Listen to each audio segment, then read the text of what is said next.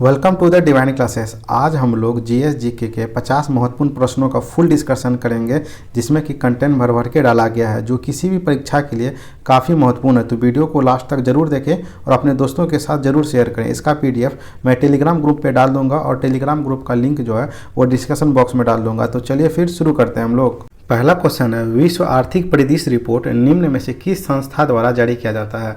यह जारी किया जाता है अंतर्राष्ट्रीय मुद्रा कोष के द्वारा। ऑप्शन ए हमारा सही आंसर है। चलिए आईएमएफ के बारे में कुछ जान लेते हैं। अंतर्राष्ट्रीय मुद्रा कोष संयुक्त राष्ट्र की एक प्रमुख वित्तीय एजेंसी है और एक अंतर्राष्ट्रीय वित्तीय संस्था है। इसका मुख्यालय वाशिंगटन डीसी में है। इसमें 190 देश शामिल है। अंडोरा जो है आईएमएफ का 190वां सदस्य देश है। अंतर्राष्ट्रीय पुनर्निर्माण और विकास बैंक और अंतर्राष्ट्रीय मुद्रा कोष की स्थापना एक साथ वर्ष 1944 में अमेरिका के ब्रिटेन वुड्स सम्मेलन में हुआ था। इसे याद रखिएगा। नेक्स्ट क्वेश्चन है, 8 मूल उद्योगों के सूचकांक में निम्नलिखित में से किसको सर्वाधिक महत्व दिया गया? तो सर्वाधिक महत्व जो है रिफाइनरी उत्पाद को दिया गया है। ऑप्शन ए हमारा सही आंसर है। 8 कोर उद्योग अपने भाड़ांक के घटते क्रम में है। सबसे ज़्यादा रिफाइनरी उत्पाद, उसके बाद बिजली, स्टील, उसके बाद कोयला, उसके बाद कच्चा तेल, उसके बाद प्राकृतिक गैस, उसके बाद सीमेंट और उसके बाद उर्वरक है। इसे याद रखिएगा। नेक्स्ट क्वेश्चन है, उत्तर वैदिक काल में कर संग्रह किसके द्वारा किया जाता था? कर संग्रह जो है वो भागदूत के द्वारा किया जाता था। ऑप्शन डी हमारा सही आंसर है। प्राचीन भारत में सिंधु घाटी सभ्यता के पश्चात जिस नवीन सभ्यता का विकास हुआ उसे ही वैदिक सभ्यता के नाम से जाना जाता है। वैदिक काल को ऋग वैदिक काल या पूर्व वैदिक काल, जिसका कार्यकाल 1500 से 1000 ईसा पूर्व था, तथा उत्तर वैदिक काल में बांटा गया, जिसका कार्यकाल 1000 से 600 ईसा पूर्व। इसे याद रखिएगा कि वैदिक काल को 2 भागों में बांटा गया, एक ऋग वैदिक काल में और दूसरा उत्तर वैदिक काल में। दोनों का ईस्वी भी याद रखिएगा। नेक्स्ट, अलाउद्दीन खिलजी के किस सेनापति ने देवगिरी आक्रमण का नेतृत्व किया था? तो वह क्या था? मलिक काफूर। ऑप्शन बी हमारा सही आंसर है। उस समय वहाँ का जो राजा था वो रामचंद्र था। इसे याद रखिएगा।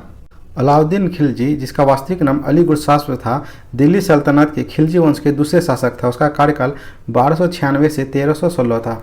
पहला सुल्तान जो था जलालुद्दीन फिरोज खिलजी था। खिलजी वंश का संस्थापक जलालुद्दीन फिरोज खिलजी था। अलाउद्दीन खिलजी ने सिकंदर द्वितीय या सिकंदर सानी का उपाधि धारण किया था। इन्होंने सर्वप्रथम अस्थायी सेना का गठन किया था। यह पहला सुल्तान था जिसने सैनिकों को नगद वेतन दिया था। इन्होंने दाग एवं हुलिया व्यवस्था को लागू किया था। यह पहला सुल्तान था जिसने 50% कर वसूला था और यह पहला सुल्तान था जिसने बाजार नियंत्रण व्यवस्था को लागू किया था। इसे याद कर लीजिएगा आप लोग स्क्रीनशॉट लेके। किस पंचवर्षीय योजना में मानव संसाधन के विकास को सर्वोच्च प्राथमिकता दी गई थी? यह पंचवर्षीय योजना थी 8वीं पंचवर्षीय योजना। ऑप्शन बी हमारा सही आंसर है। चलिए पंचवर्षीय योजना के बारे में हम लोग जान लेते हैं। प्रथम पंचवर्षीय योजना का कार्यकाल 1951 से 56 था, जो कि हेराल्ड डोमल पर आधारित था और इसका केंद्रीय बिंदु कृषि विकास था। इस समय जो है भाखड़ा नागड़ बांध, हीराकुंड बांध, दामोदर घाटी बहुउद्देशीय परियोजना को चालू किया गया था प्रथम पंचवर्षीय योजना को। और ये भी याद रखिएगा कि दामोदर घाटी बहुउद्देशीय परियोजना 1948 में चालू हुआ था। दूसरी पंचवर्षीय योजना का कार्यकाल 1956 से 61 था, जो कि महालनोबिस मॉडल पर आधारित था। इसका केंद्रीय बिंदु जो था औद्योगिक विकास था। द्वितीय पंचवर्षीय योजना के दौरान राउरकेला, भिलाई और दुर्गापुर इस्पात संयंत्र की स्थापना किया गया था और द्वितीय पंचवर्षीय योजना के दौरान ही भारत सहायक क्लब का भी स्थापना किया गया था। तृतीय पंचवर्षीय योजना का कार्यकाल 1961 से 66 था। यह जो है सैंडी, चक्रवर्ती और महालनोबिस मॉडल पर आधारित था। इसमें केंद्रीय बिंदु था आत्मनिर्भरता एवं कृषि एवं औद्योगिक पर बल दिया गया था। इसी समय जो है तृतीय पंचवर्षीय योजना के दौरान 1962 ईस्वी में भारत चीन युद्ध हुआ था। 1965 में भारत पाक युद्ध हुआ था और 1966 में सूखा पड़ गया था। याद रखिएगा। इसी कारण जो है 1966 से 1969 तक जो है योजना अवकाश चालू कर दिया गया था और इसी समय हरित क्रांति की भी शुरुआत हुई थी। और ये याद रखिएगा कि तृतीय पंचवर्षीय योजना में ही बोकारो इस्पात संयंत्र की स्थापना किया गया था। चतुर्थ पंचवर्षीय योजना का कार्यकाल 1969 से 1974 था, जिसका प्रारूप D.R. गॉडगिल ने तैयार किया था। इसका मुख्य बिंदु था स्थिरता के साथ आत्मनिर्भरता एवं कृषि एवं सिंचाई को भी महत्व दिया गया था। इसी समय 14 बैंकों का राष्ट्रीयकरण किया गया था और इसरो की स्थापना की गई थी। इसरो की स्थापना 15 अगस्त 1969 को किया गया था। कृषि दर भी सर्वाधिक चौथी पंचवर्षीय योजना में रहा था और गरीबी हटाओ का नारा जो वो 5वीं पंचवर्षीय योजना में दिया गया था। 5वीं पंचवर्षीय योजना का कार्यकाल 1974 से 1978 था, जिसका मॉडल डीपी धर ने तैयार किया था। इसका प्रमुख बिंदु था गरीबी उन्मूलन एवं बेरोजगारी, लेकिन प्राथमिकता जो है कृषि पर दिया गया था। 5वीं पंचवर्षीय योजना में 20 सूत्री कार्यक्रम 1975 में चालू हुआ था और इसी समय गरीबी हटाओ का नारा दिया था।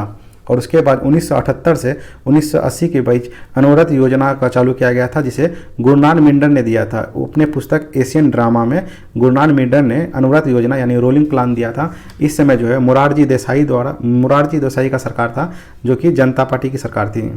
छठी पंचवर्षीय योजना 1980 से 1985 था। इस समय आयात एवं निर्यात पर ध्यान दिया गया और इसका मुख्य बिंदु गरीबी उन्मूलन और रोजगार सृजन था। सातवीं पंचवर्षीय योजना का कार्यकाल 1985 से 1990 था। इसका मॉडल जॉन डब्ल्यू मिलर ने तैयार किया था। इस समय रोजगार, शिक्षा, जन स्वास्थ्य पर बल दिया गया था और गरीबी रेखा को परिभाषित किया गया था। सातवीं पंचवर्षीय योजना में इसमें नारा दिया गया था भोजन, काम और उत्पाद। जवाहर रोजगार योजना को भी चालू किया गया था और गरीबी की माप भी सातवीं पंचवर्षीय योजना में किया गया था। लक्कड़वार समिति ने किया था, याद रखिएगा। और इसी समय इंदिरा आवास का भी स्टार्ट किया गया था और 1990 से 92 के बीच फिर से योजना अवकाश चालू हो गया था। और आठवीं पंचवर्षीय योजना का कार्यकाल 1992 से 1997 था। यह जब प्रणब मुखर्जी ने इसका प्रारूप तैयार किया था। इस समय आधुनिकीकरण एवं आत्मनिर्भरता का मुख्य उद्देश्य दिया गया था और मानव संसाधन का विकास पर ध्यान दिया गया था। प्रधानमंत्री रोजगार योजना चालू किया गया था। इस समय एलपीजी सिस्टम आया था। एलपीजी का फुल फॉर्म होता है लिबरलाइजेशन, प्राइवेटाइजेशन और ग्लोबलाइजेशन। नवीं पंचवर्षीय योजना का कार्यकाल 1997 से 2002 था। इस समय न्याय संगत, पूर्ण विवरण एवं समानता के साथ विकास पर जोर दिया गया था। 10वीं पंचवर्षीय योजना का कार्यकाल 2002 से 2007 था। इसका मुख्य उद्देश्य गरीबी और बेरोजगारी को समाप्त करना था। अगले 10 वर्षों में प्रति व्यक्ति आय दोगुना करना था।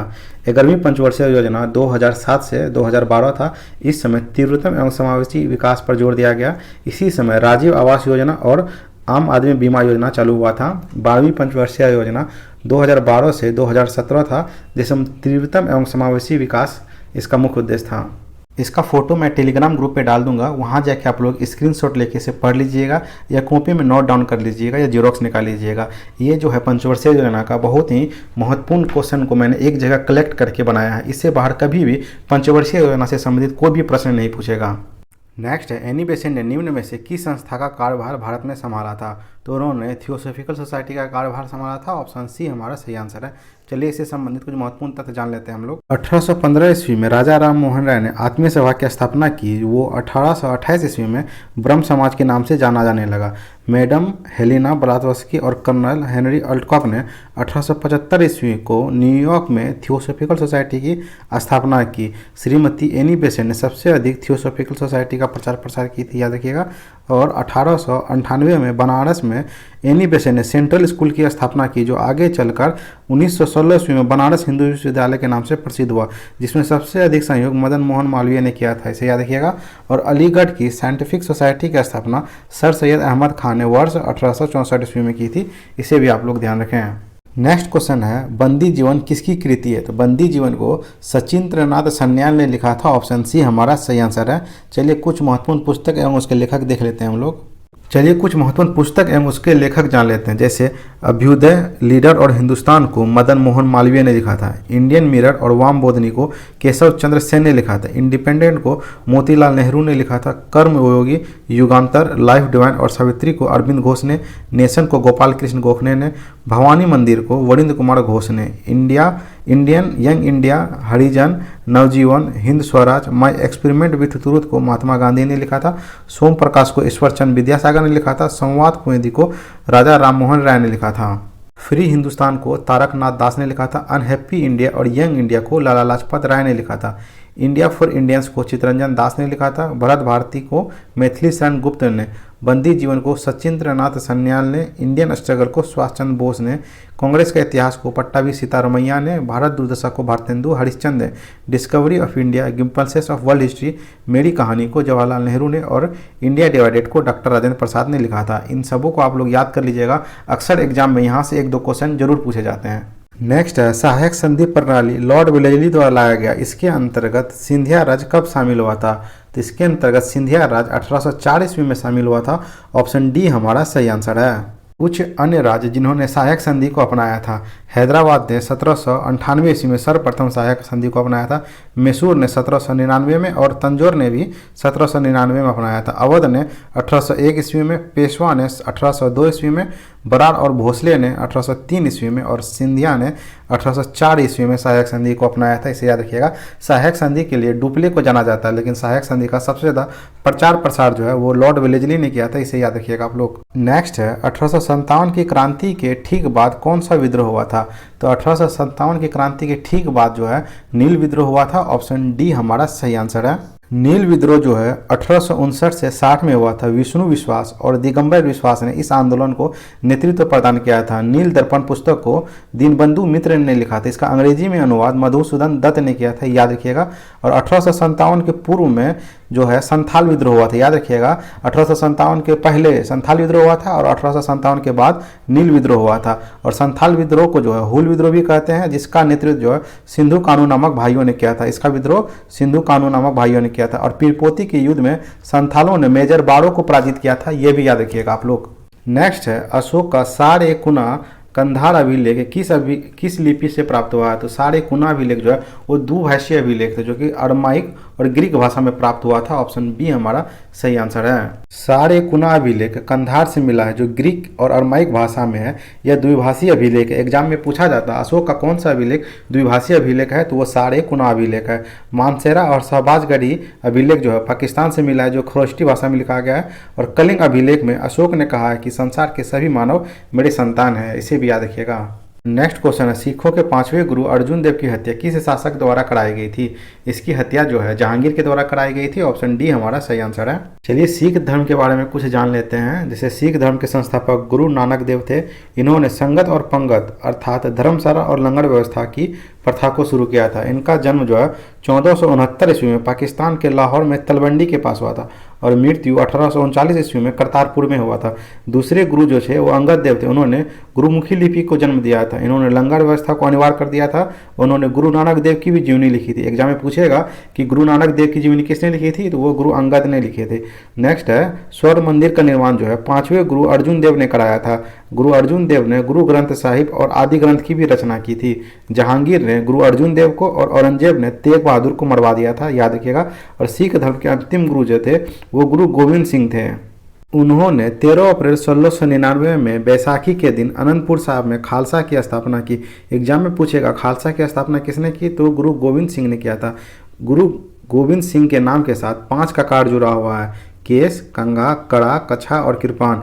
इनकी हत्या महाराष्ट्र के नांदेड़ में गुलखा नामक पठान ने 1708 ईस्वी में कर दिया था। तब इनके प्रिय शिष्य बंदा बहादुर सिख धर्म का नेतृत्व किया था। और सिख धर्म का नेतृत्व जो बंदा बहादुर किया था, बंदा बहादुर का मूल नाम लक्ष्मण दास था। इसे भी याद रखिएगा आप लोग, एग्जाम में पूछ देता है।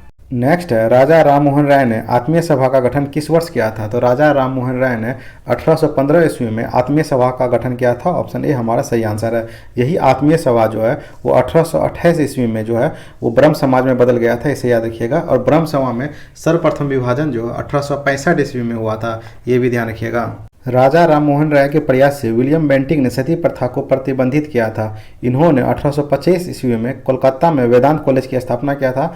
इनको भारतीय प्रेस और समाचार पत्र का जनक जाना जाता है। राजा राम मोहन राय को भारतीय प्रेस और समाचार पत्र का जनक माना जाता है। इनको राजा की उपाधि जो है मुगल बादशाह अकबर द्वितीय ने दिया था। इनके महत्वपूर्ण पत्रिकाएं याद रखिएगा, संवाद कुमुदी, प्रिसेप्ट्स ऑफ जीसस, न्यू टेस्टामेंट, ये सब इनकी प्रमुख पत्रिकाएं हैं, ये याद रखिएगा इन्हें। नेक्स्ट है किस मुगल शासक ने चित्तौड़ की राजधानी मेवाड़ को मुगल साम्राज्य में मिलाया था? ये बहुत ही महत्वपूर्ण प्रश्न है, इसे याद रखिएगा।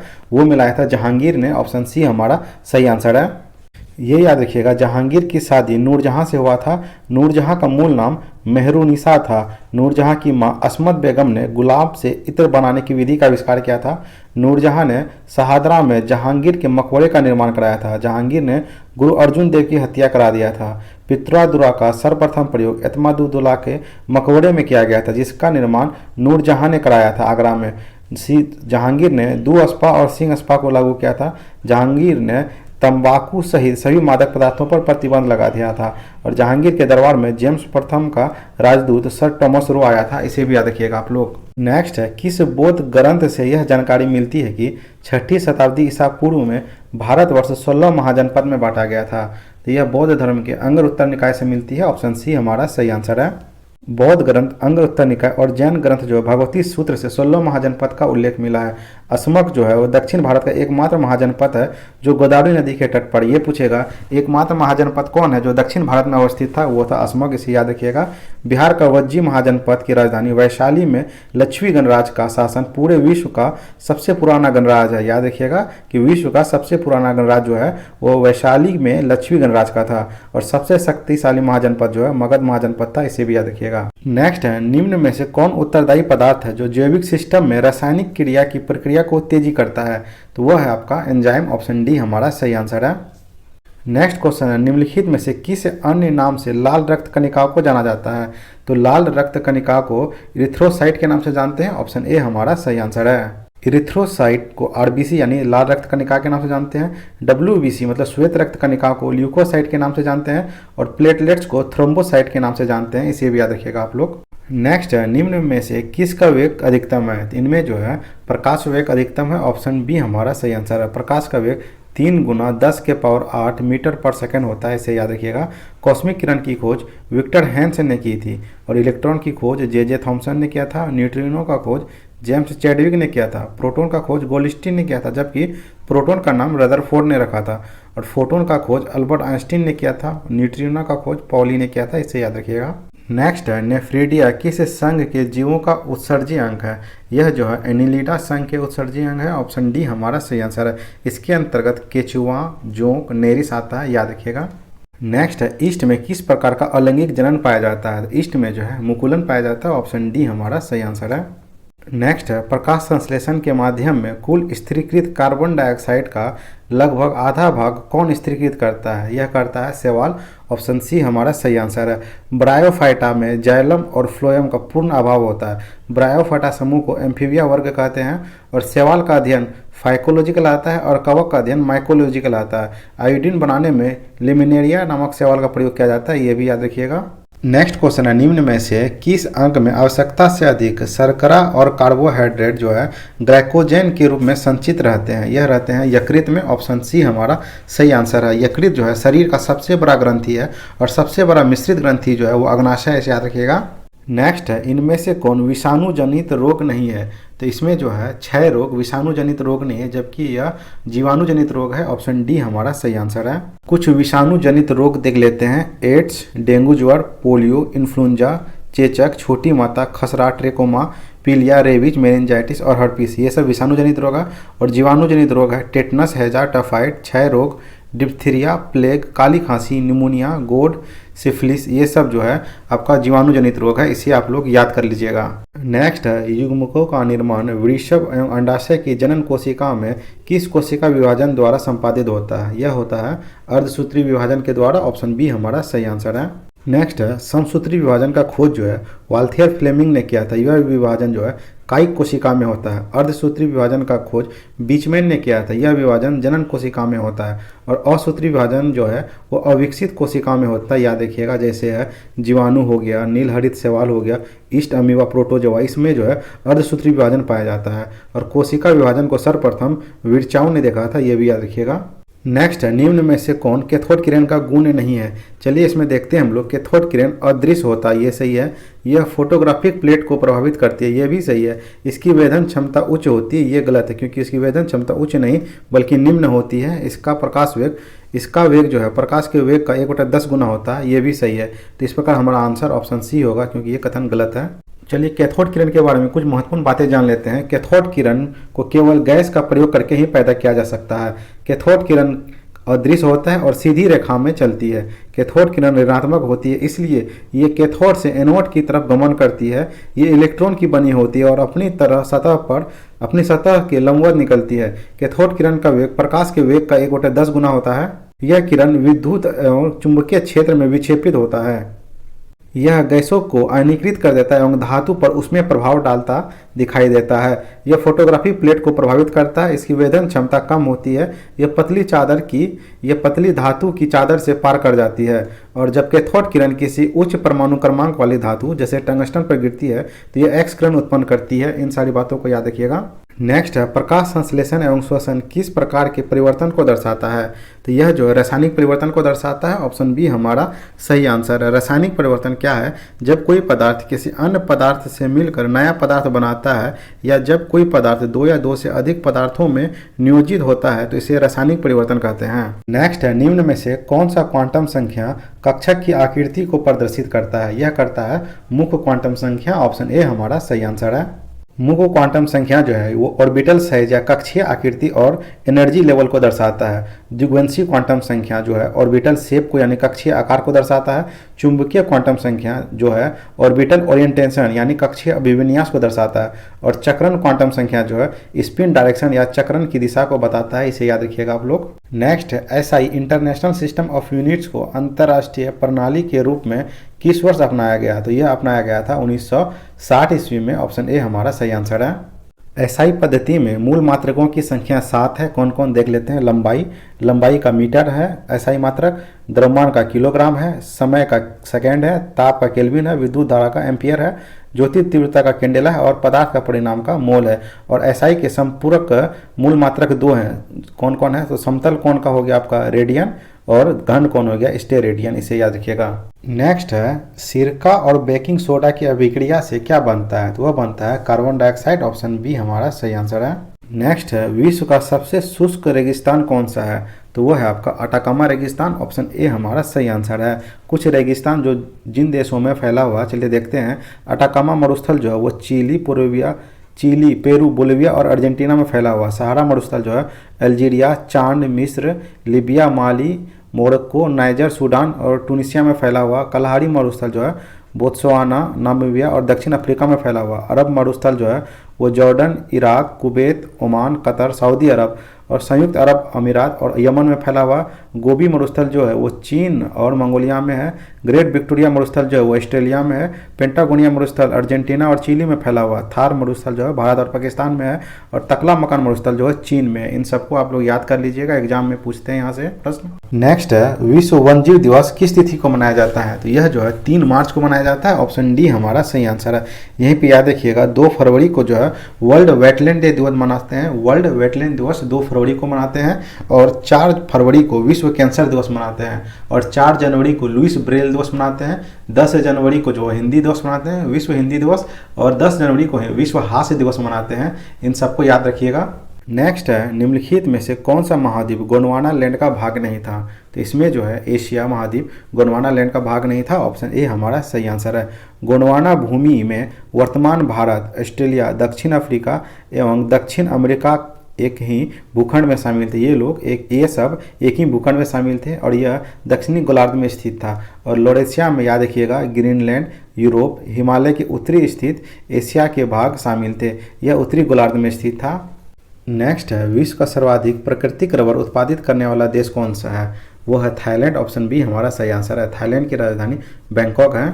नेक्स्ट है भारत का सर्वोच्च शांतिकालीन शौर्य पुरस्कार है। तो वो है अशोक चक्र। ऑप्शन ए हमारा सही आंसर है। इस पिक्चर में देखिए अशोक चक्र यहाँ पे है, परमवीर चक्र ऐसा होता, महावीर चक्र ये है और वीर चक्र ये हुआ, शौर्य चक्र ये है और कीर्ति चक्र ऐसा है। नेक्स्ट है रोवर्स कप का संबंध निम्न में से किस खेल से है? तो रोवर्स कप का संबंध जो है फुटबॉल से है। ऑप्शन ए हमारा सही आंसर है। ये कुछ खेल और से संबंधित ट्रॉफी देख लेते हैं। जैसे फीफा कप जो है ये फुटबॉल में दिया जाता है। रोवर्स कप भी फुटबॉल में दिया जाता है। सोल्जर्स कप फुटबॉल में दिया जाता है। सुब्रतो कप भी फुटबॉल में दिया जाता है।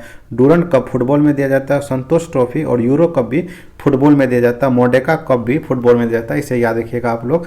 और आगा खां कप जो है हॉकी में दिया जाता है और बेटन कप भी हॉकी में दिया जाता है। नेक्स्ट है रणजी ट्रॉफी, ये क्रिकेट में दिया जाता है। चैंपियन ट्रॉफी भी क्रिकेट में दिया जाता है। एसएच कप, विल्सन ट्रॉफी भी क्रिकेट में दिया जाता है और एशिया कप भी क्रिकेट में दिया जाता है। अन्य है थॉमस कप जो है बैडमिंटन में दिया जाता है और उबेर कप भी बैडमिंटन में दिया जाता है। इसे याद रखिएगा आप लोग। और राइडर कप गोल्फ में दिया जाता है। वॉकर कप भी गोल्फ में दिया जाता है। होलकर ट्रॉफी जो है ब्रिज में दिया जाता है। नेक्स्ट है संयुक्त राष्ट्र पर्यावरण कार्यक्रम यूएनईपी का मुख्यालय कहाँ पे है? तो इसका मुख्यालय जो है वो नैरोबी केन्या में है। ऑप्शन डी हमारा सही आंसर है क्योंकि ये ऑप्शन में नहीं है हमारा। यूएनईपी का फुल फॉर्म होता है यूनाइटेड नेशन एनवायरनमेंट प्रोग्राम, जिसको हिंदी में संयुक्त राष्ट्र पर्यावरण कार्यक्रम कहते हैं।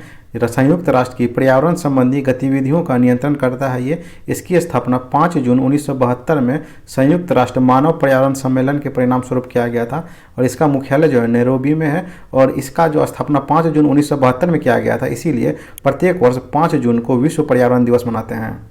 नेक्स्ट है, कौन सा देश संघाई सहयोग संगठन का सदस्य देश नहीं है? तो इसमें जो है अफगानिस्तान संघाई सहयोग संगठन का सदस्य देश नहीं है। ऑप्शन बी हमारा सही आंसर है। वर्ष 2001 में उज्बेकिस्तान में संघाई सहयोग संगठन का गठन किया गया था। इसका मुख्यालय बीजिंग चीन में है। वर्ष 2017 में भारत इसका सदस्य बना। वर्तमान में इसके सदस्य देशों में कजाकिस्तान, चीन, किर्गिस्तान, रूस, तजाकिस्तान, उज्बेकिस्तान, भारत, पाकिस्तान और ईरान शामिल है। याद रखिएगा, कजाकिस्तान जो है सबसे बड़ा भू आवष्टित क्षेत्र है। इसकी राजधानी नूर सुल्तान है। नेक्स्ट है, अंतकरण की और धर्म की अबाध रूप से मानने, आचरण और प्रचार करने की स्वतंत्रता संविधान के किस अनुच्छेद में वर्णित है? यह वर्णित है अनुच्छेद 25 में। ऑप्शन ए हमारा सही आंसर है। अनुच्छेद 25 में धर्म का आचरण और प्रचार की स्वतंत्रता है। अनुच्छेद 26 में धार्मिक कार्यों के प्रबंध की स्वतंत्रता है। अनुच्छेद 29 में अल्पसंख्यक वर्गों के हितों का संरक्षण है और अनुच्छेद 30 में जो है शिक्षा संस्थानों की स्थापना और प्रशासन करने का अल्पसंख्यक वर्गों का अधिकार दिया गया है। नेक्स्ट है, निम्नलिखित में क्षेत्रों की दृष्टि से सबसे बड़ा कौन है? तो इसमें सबसे बड़ा जो है बायोस्फीयर रिजर्व है। ऑप्शन ए हमारा सही आंसर है। भारत में 18 बायोस्फीयर रिजर्व है। 1896 में नीलगिरी भारत में बायोस्फीयर रिजर्व के रूप में नामित होने वाला पहला साइट बन गया था। याद रखिएगा, पहला साइट कौन था? तो वो नीलगिरी था। बायोस्फीयर रिजर्व के अंतर्गत राष्ट्रीय उद्यान, जैविक उद्यान और वन्य जीव अभ्यारण्य आते हैं। भारत में सबसे बड़ा बायोस्फीयर रिजर्व जो है वो कच्छ की खाड़ी गुजरात में है। याद रखिएगा। और भारत में सबसे छोटा बायोस्फीयर रिजर्व जो है असम में असम में डिब्रू सुखोवा। याद रखिएगा, सबसे छोटा बायोस्फीयर कौन है? तो वो है असम में डिब्रू सुखोवा। नेक्स्ट है, निम्न में से कौन सा एक खड़ी फसल नहीं है? तो बताइए इसमें कौन खड़ी फसल नहीं है? तो तंबाकू जो है खड़ी फसल नहीं है। ऑप्शन ए हमारा सही आंसर है। रबी की प्रमुख फसलें कौन कौन है? गेहूं है, जौ है, चना, मटर, तंबाकू और सरसों है। रबी की फसल जो है सामान्यतः अक्टूबर और नवंबर महीने में बोई जाती है। खरीफ की प्रमुख फसल कौन है?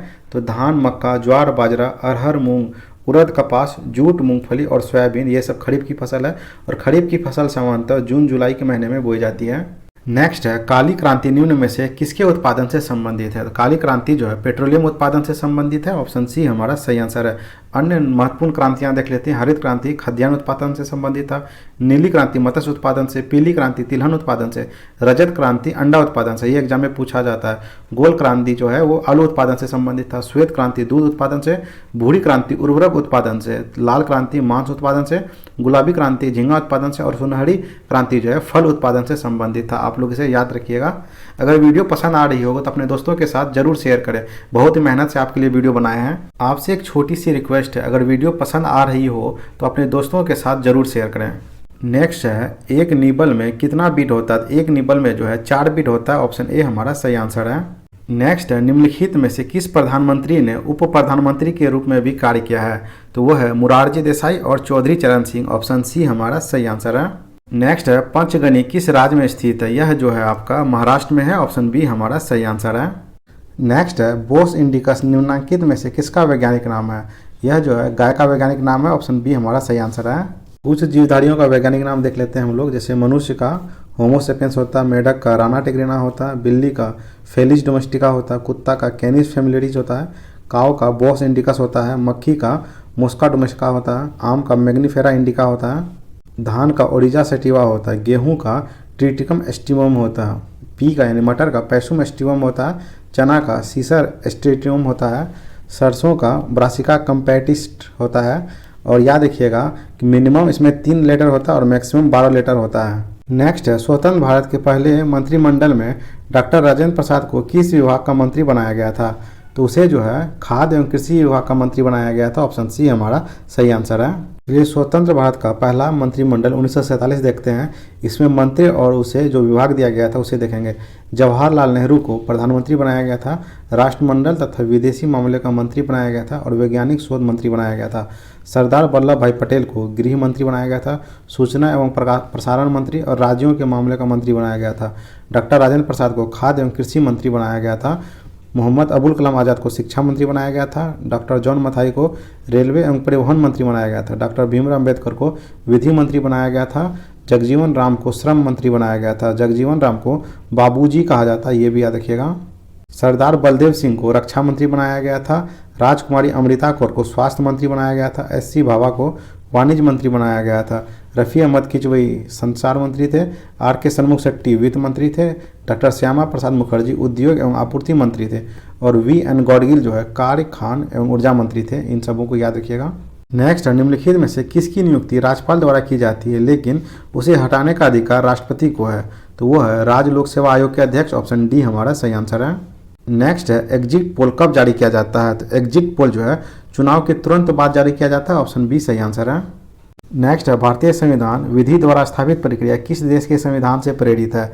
यह प्रेरित है आपका जापान के संविधान से। ऑप्शन बी हमारा सही आंसर है। ब्रिटेन के संविधान से संघात्मक शासन प्रणाली, एकल नागरिकता एवं विधि निर्माण की प्रक्रिया और राष्ट्रपति का पद का चर्चा लिया गया है। और अमेरिका के संविधान से जो है प्रस्तावना, मौलिक अधिकार, न्यायिक पुनर्विलोकन, संविधान की सर्वोच्चता, न्यायपालिका की स्वतंत्रता लिया गया है। और जर्मनी के संविधान से जो है आपातकाल के परिवर्तन के दौरान राष्ट्रपति को मौलिक अधिकार संबंधी शक्ति दिया गया है। ये याद रखिएगा कि प्रस्तावना जो है अमेरिका के संविधान से लिया गया है और प्रस्तावना की भाषा को ऑस्ट्रेलिया के संविधान से लिया गया है।